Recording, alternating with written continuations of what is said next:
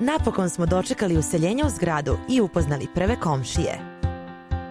Nakon 15 dana u našim zgradama pojavili su se radnici iz Housemana i ponudili nam usluge profesionalnog upravnika skupštine zgrade.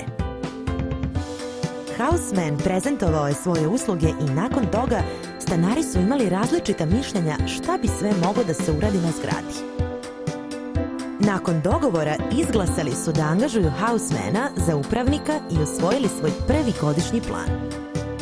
Kako je vreme odmicalo, Houseman počeo je sa redovnim obilaskom njihove zgrade i ispunjavanjem odluka sa skupštine. Potpisani su svi neophodni ugovori i započeto je tehničko održavanje zgrade.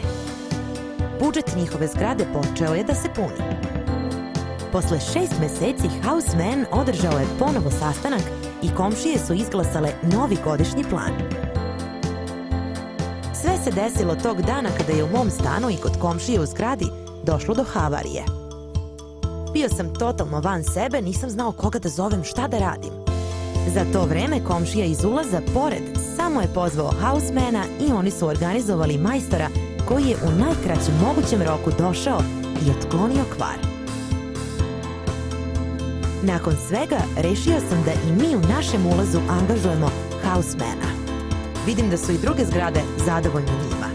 Omogućit ćemo vam bezbrižno i kvalitetno stanovanje, jer mi smo Houseman. Komšija koji brine o vama. Zakažite besplatnu prezentaciju na telefon ili nas posetite na houseman.rs.